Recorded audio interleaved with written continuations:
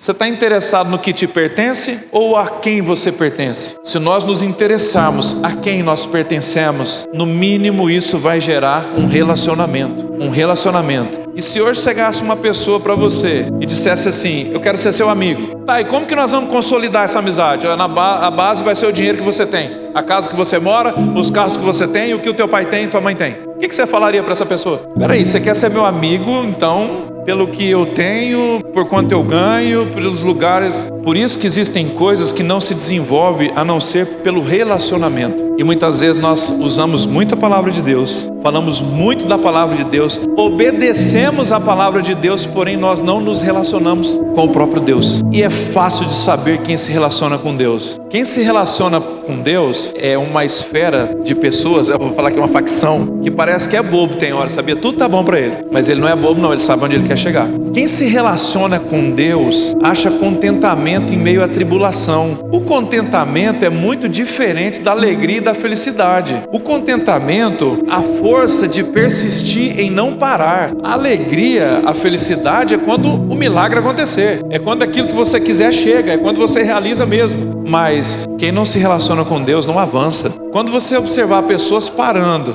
pessoas retrocedendo, não é que a tribulação foi violenta, é que ele não se relacionou com Deus. Fala pra mim, que tribulação mais violenta que Cedraque, Mesaque e Abednego teve? Gente, você está ali orando, clamando, você está se relacionando, e o edito está do mesmo tamanho, a lei está da mesma forma, e de repente o fogo aquecendo, e vai daqui. Os caras estavam nem aí. Não tem como consolidar alguma coisa se não for por meio de relacionamento. Não tem jeito. Abre sua Bíblia aí em 1 Coríntios, capítulo 2, versículo... Olha, tem um versículo que eu vou ler aqui, que ele assim é um versículo muito maravilhoso, muito desejado, e Deus já trouxe a revelação dele, e muita gente fica esperando alguma coisa além daquilo, mas não é. Eu vou ler aqui, ó. É no verso 6. Entretanto, expomos sabedoria entre os experimentados, não porém a sabedoria desse século, nem a dos poderosos desse mundo, que se reduzem a nada, mas falamos sabedoria de Deus em mistério, outrora oculta, a qual Deus pré-ordenou desde a eternidade para a nossa glória. Sabedoria essa que nenhum dos poderosos desse século conheceu, porque se a tivesse conhecido, jamais teriam crucificado o Senhor da glória. Mas como está escrito: nem os olhos viram, nem os ouvidos ouviram, nem jamais penetrou em coração humano o que Deus tem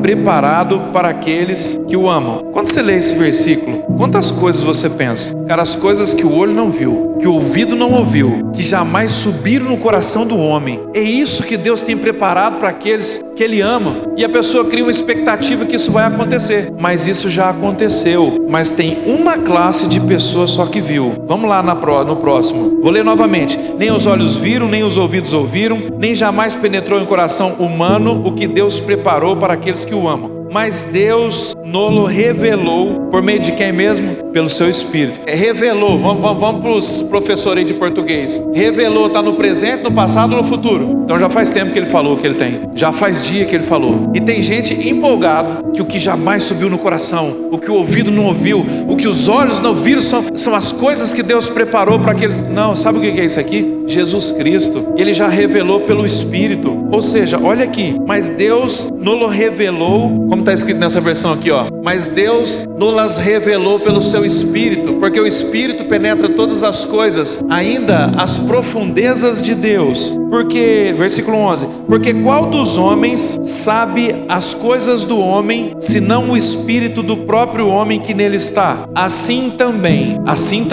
ninguém sabe as coisas de Deus, senão o Espírito de Deus. Você foi cheio do que mesmo? Do Espírito de Deus. Para quê? Para saber as coisas de Deus. Mas tem como saber as coisas de Deus sem se relacionar com o Espírito Santo? Então para de achar que a oração é uma obrigação. A oração é uma porta para você transicionar, é uma porta para você crescer, é uma porta para nós andarmos segundo a eficiência de Jesus e ainda operar em obras maiores do que aquele fez, porque ele foi para o Pai. E isso foi o que ele disse, então nós podemos fazer. Como fazer se não se relaciona? Gente, tem gente tão embriagado com problema porque é com problema que se relaciona. Você tem problemas para resolver e tem seu potencial. E aqui, você tem a ferramenta que resolve esses problemas aqui. Aonde que você está colocando o seu potencial? Se você passar chorando, se você ficar turbado um dia inteiro, se você tomar remédio para dormir, se você vive extremamente preocupado, está na hora de mudar desse lugar. Porque eu tenho problema para resolver. Eu tenho as coisas maravilhosas que Deus deixou para mim conquistar.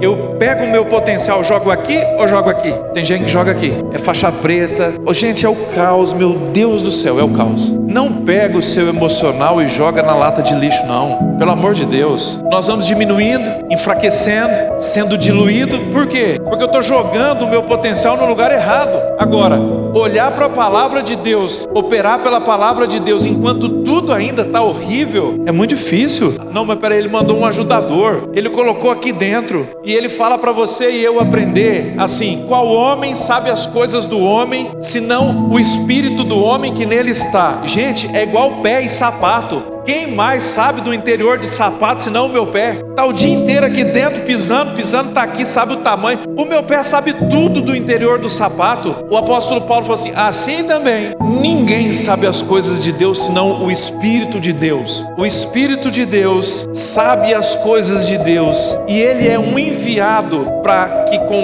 para por meio dessa sabedoria te guiar a toda a verdade, te convencer a toda a verdade. Olha, te convencer do pecado, da justiça e do juízo. O Espírito Santo é lindo, mas muitas vezes ele é ignorado por mim. Sabe quando você decide chorar, emburrar, ficar de mau humor, dar patada em todo mundo? Naquele dia você ignorou ele.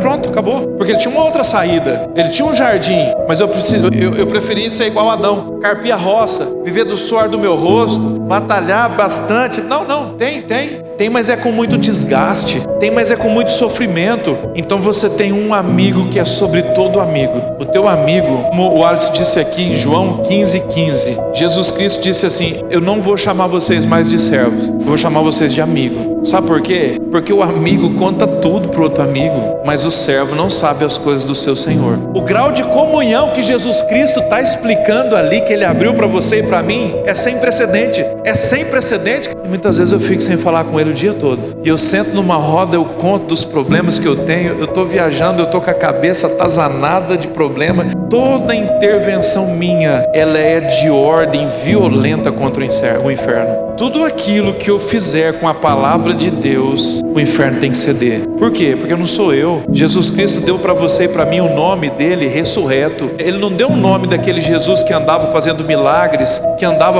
não, ele deu o nome de Jesus ressurreto. Em meu nome expulsarão demônios. É demônio que está contra as finanças? É demônio de enfermidade? Ele te deu um positivo, você pode. Falarão novas línguas. Se beberem alguma coisa mortífera, não vos fará dano algum. Aí o cara sai, porque não tem relacionamento com o Espírito Santo, vai tomar veneno e acha que não morre.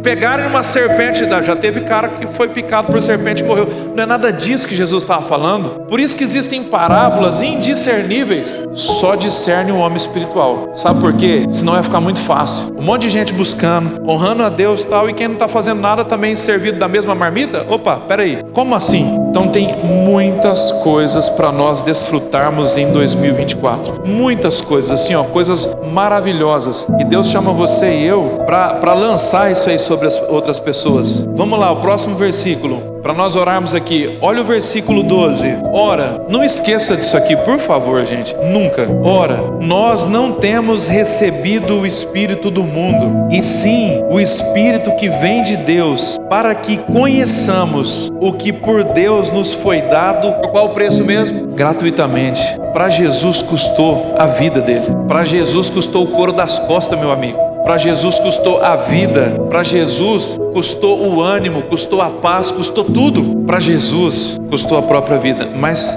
para você e para mim é de graça. Então ele vem e paga o preço pelo seu pecado, a conta sua e a minha. Ele vem e paga tudo que tem que ser pago. Sabe, o que pelo próprio Pai foi escrito como condenação para mim e para você, ele rasga e crava na cruz. Destrona principados e potestades. Expõe o diabo publicamente dentro do circuito dele. E entrega para você, sabe o que? Um nome que é sobre todo nome. Que todo joelho se dobre e toda língua confesse confessa que Ele é Senhor. Eu creio que nós precisamos dar mais atenção a isso. Eu creio que nós precisamos nos ater mais a isso do que propriamente mergulhar em extrema tristeza às vezes, sabe? Achando que eu sou um abandonado, caindo no vitimismo, no coitadismo, sabe? Gente, o que Jesus Cristo fez para você e por mim, para nós chegarmos nesse versículo aqui, eu vou ler novamente, ó. Ora, nós não temos recebido o Espírito do mundo, e sim o Espírito que vem de Deus, para que conheçamos o que por Deus foi dado gratuitamente. Disso também falamos, não em palavras ensinadas pela sabedoria humana, mas ensinada pelo Espírito, conferindo coisas espirituais com coisas espirituais. Ora, o homem natural não compreende as coisas do Espírito de Deus. É por isso que nós pregamos tanto, falamos tanto, mas para a pessoa engrenar é muito difícil, porque o domingo, ou a quinta-feira, ou sei lá que dia de culto que tem, em todos os lugares eu estou generalizando, é muito pequeno mediante o tempo que você não vai estar ouvindo a palavra de Deus. Então eu vou no culto domingo, segunda, terça, quarta, quinta, sexta, sábado eu convivo com quem não está no lugar que deve estar. Eu ouço, eu absorvo o que eu não devo absorver. Sabe como que acontece? Eu não vou entender as coisas do Espírito. O homem natural não compreende as coisas do Espírito de Deus, porque eles parecem loucura. É loucura uma restauração, é loucura finanças novamente, sabe, latente, poderosas, restauradas. É loucura, isso aí é loucura, tudo é loucura. E não podem entendê-las, porque elas se discernem só dessa forma aqui, ó, espiritualmente falando. E esse espiritualmente, ele envolve relacionamento. Não tem como se não envolver relacionamento, sabe? Ah, mas no lugar que eu tô, na dificuldade que eu tô passando, deixa eu te falar. Depois você lê o Salmo 139. O salmista disse assim, ó: se eu mergulhar até o mais profundo abismo, lá no inferno, no céu, ali te encontrarei. Para onde me irei do seu Espírito? Gente, Ele está em todos os lugares. Ele só não age como você quer, Ele só não age como eu quero, mas Ele está em todos os lugares. E às vezes para o lugar que eu estou, Ele só está me falando de fé porque eu ainda sou incrédulo. Ele só está me falando de mudança porque eu não mudei nada. Ele só está me falando de perdão porque eu só lavei o rosto, não lavei o coração ainda. E aí eu preciso discernir algumas coisas. Agora eu vou te fazer uma pergunta: se os homens que vieram antes de nós para que isso aqui fosse escrito, se eles tivessem discernido mais ou menos o que Deus tinha falado, você acha que a humanidade ainda existia? Tinha acabado com tudo, mas acabado de uma forma que Jesus Cristo não deixou escrita. Então, dentro das coisas espirituais, seja um valente como você é dentro do trabalho, seja um pontual como você é nos seus compromissos, seja um valente como você é para as coisas que você quer. Dentro do espiritual, nós precisamos ser valente e não criar na nossa cabeça a cultura do assistencialismo, que Jesus vai vir e vai fazer tudo. Não, Ele só vai fazer a parte dele, e Ele já fez. Deus já fez a dele, o Espírito Santo já fez a dele, Jesus já fez a dele. Falta nós fazermos a nossa, e a nossa, ela é feita assim, ó, todos os dias até a vinda de Jesus.